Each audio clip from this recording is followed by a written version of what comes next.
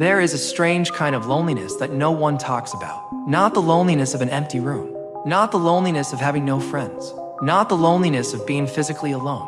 But the loneliness that comes when your mind is crowded with people who are no longer there. The loneliness that whispers to you in the middle of the night. The loneliness that sits beside you at dinner. The loneliness that follows you through crowded streets. The loneliness that fills every corner of your life with memories.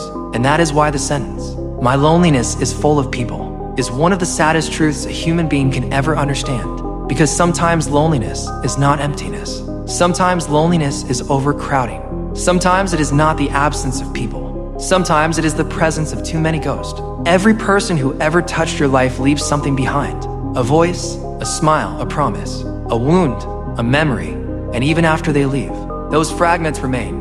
You carry them everywhere. The human heart is a museum of unfinished conversations. Inside it live old friends, lost lovers, dead relatives, people who betrayed us, people we betrayed, people we never got the chance to become close to, people we miss, people we wish we could forget, and people we are terrified of forgetting. Years pass, cities change, faces age, lives move on, but somehow those people continue existing inside us. Not in reality, but in memory. And memory is a strange thing. It preserves what reality destroys. The world moves forward. Memory refuses. The world says, "They are gone," memory says. "They were here." The world says, "Forget," memory says, "Remember." And so the heart becomes crowded, not with living people, but with echoes. Have you ever noticed how a single smell can bring someone back from the dead? A perfume, a cigarette, the scent of rain. Suddenly someone you haven't thought about for 10 years appears in your mind. Not as an idea, not as a photograph, but as a living presence. For a moment, they are standing right there beside you. You hear their voice. You remember the way they laughed. You remember what they used to say. And then the moment passes. The memory disappears, but the ache remains. Because you are reminded that they exist only inside you now. This is the cruelty of memory. It gives people back, but only for a moment. Just long enough for you to miss them again. The philosopher Arthur Schopenhauer once wrote that human life swings like a pendulum between suffering and boredom. But perhaps there is another force that governs our lives. Memory. Because memory can create suffering out of happiness. A beautiful moment ends. Years later you remember it, and suddenly the happiness becomes pain. Not because the moment was bad, but because it is gone. That is why some of the saddest tears are shed over beautiful memories. People think sadness comes from terrible experiences. Often it comes from wonderful ones. The birthday that will never happen again. The family dinner that can never be recreated. The friend group that slowly disappeared. The love that once felt eternal. We cry because something was beautiful, and because beauty is temporary. There is a unique pain in realizing that some versions of people exist only in the past. Your mother at 30. Your father before life exhausted him. Your best friend before adulthood changed everything. Your first love before goodbye. Those people are gone, even if they are still alive. Time has transformed them, and transformed you. You cannot go back. You cannot visit them. You can only remember them. And memory is a cruel country. You can see everything. You can touch nothing. Sometimes loneliness arrives because we are haunted by unfinished stories. A conversation you wish you had. An apology you never made. Words you never heard. Questions that never received answers. Human beings need closure, but life rarely gives it. People disappear without explanation. Relationships end without understanding. Deaths arrive before conversations are finished. And so we spend years carrying invisible questions. What if? What could have been? What would they say now? Would things have been different? The problem is that these questions never die. They simply move into the house of memory. And there they remain, waiting, growing older alongside us. There are people who left your life years ago, yet they still occupy space in your thoughts. Sometimes more space than the people who are actually present. You can spend an entire evening with friends, then lie awake thinking about someone you haven't seen in a decade. That is because physical distance means very little to the mind. The mind does not obey calendars. The mind does not obey geography. The mind travels freely through time. It visits old wounds, old joys, old regrets, and old loves. A person can be gone for 20 years and still live inside you every day. This is why loneliness often feels crowded. You are never truly alone. You are surrounded by memories. The problem is that memories cannot hold your hand. They cannot answer your questions. They cannot stay. They appear when they want, and disappear when they want, like ghosts. The French writer Marcel Proust understood this better than most people. He believed that entire worlds survive inside memory. A forgotten taste, a forgotten smell, a forgotten song, and suddenly the past returns. Not as history, but as experience. For a few seconds, time collapses. Yesterday and today become one, and then reality returns, leaving behind a strange sadness, because you realize that the moment exists nowhere except inside you. Perhaps this is why growing older feels so strange. The older you become, the more people you carry. A child carries very few memories. An old person carries thousands. Every year adds new faces, new losses, new stories, new ghosts. Eventually, your loneliness becomes a city populated by people from every chapter of your life. The friend from school, the teacher who inspired you, the neighbor who died, the cousin who moved away, the stranger who changed your life in a single conversation. They all remain hidden, silent, waiting inside memory. And sometimes they return unexpectedly. A song starts playing, a photograph appears, a place is revisited, and suddenly the gates open. The entire crowd comes rushing back. This is why some people become quiet as they age. It is not because they have nothing to say. It is because there are too many voices inside them. Every memory speaks. Every regret speaks. Every love speaks. Every loss speaks. The outside world hears silence.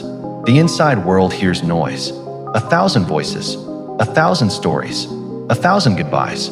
People often assume loneliness means nobody loves you. But that is not always true. Some of the loneliest people have been deeply loved. Their loneliness comes from knowing what love felt like. Once you have experienced connection, its absence becomes visible. You begin measuring everything against memories. Every new friendship is compared to old ones. Every new relationship is compared to old loves. Every new moment is compared to lost moments. And comparison creates loneliness, because nothing can fully replace what has already happened. Life does not repeat itself. It only continues. And continuation is not the same as return. Many people secretly spend years searching for old feelings. Not old people, old feelings. The feeling of childhood, the feeling of first love, the feeling of belonging, the feeling of being understood. But feelings belong to moments, and moments cannot be resurrected. That realization breaks many hearts, because we discover that our greatest longing is impossible. We do not want another future. We want another past. Yet the past is the one place we can never revisit. The philosopher Friedrich Nietzsche once wrote that some people are born posthumously. Perhaps memories are posthumous too.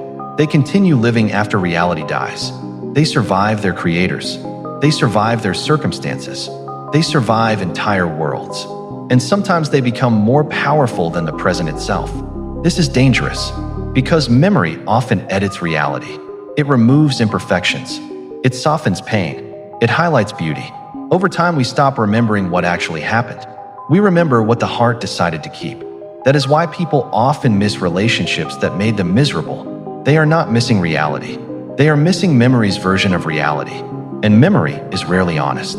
It is a poet, not a historian. It rewrites everything. Yet even when we know this, we still return to it, again and again, because memories are often the only place where certain people still exist. Think about the people who have died. Where are they now? In one sense, nowhere. In another sense, everywhere. They live in habits, in stories, in expressions, in photographs, in the ways they changed us. A person may leave the world, but they continue shaping lives long after their departure. Every human being is partly made from other human beings. We are collections of influences, collections of conversations, collections of memories. And that means nobody ever completely disappears. They remain scattered through the lives they touched. Perhaps that is the hidden meaning behind loneliness. Perhaps loneliness is not proof that people are absent. Perhaps loneliness is proof that they mattered. If nobody mattered, there would be no loneliness. There would only be emptiness. Loneliness hurts because something valuable once existed. Because someone left fingerprints on your soul. Because someone changed your life. Because someone became part of your story. And stories do not end when people leave. They continue inside us. The tragedy is that memory cannot create new moments. It can only replay old ones. No matter how many times you revisit the past, it never becomes present. No matter how vividly you remember someone, they never walk through the door. No matter how much you miss them, time does not reverse. And so we sit with our crowded loneliness. listening to voices that cannot answer, missing people who cannot return, holding conversations that exist only in imagination, carrying entire worlds inside us. But maybe there is another way to understand this sadness. Maybe the crowd inside your loneliness is not a curse. Maybe it is evidence of a life fully lived. Because to love is to collect ghosts. Every friendship creates one. Every relationship creates one. Every goodbye creates one. And if your loneliness is full of people, it means your life has been touched by many souls. It means you cared. It means you connected. It means you loved. Yes, they are gone. Yes, it hurts. Yes, memory can feel unbearable. But the alternative would be worse. A loneliness with no people. A heart with no memories. A life with no traces of others. A completely empty room. And perhaps that is the most frightening loneliness of all. So when you find yourself awake at night, surrounded by memories, surrounded by voices from the past, surrounded by people who no longer exist in your present life, remember this. Your loneliness is full of people because your life was full of meaning. Every face inside your memory represents a chapter. Every chapter represents a connection. Every connection represents proof that, for a brief moment in this vast and indifferent universe, two human beings found each other. And even though time separated them, even though distance separated them, even though death may have separated them, the memory remains. The story remains. The mark remains. That is why your loneliness feels crowded. That is why silence sometimes sounds like voices. That is why empty rooms can feel full. Because the people we lose never leave completely. They continue living in the hidden corners of the heart. And so, in the deepest sense, you are never truly alone. Your loneliness is full of people, and every one of them is a reminder that once, somewhere, somehow, you loved and were loved.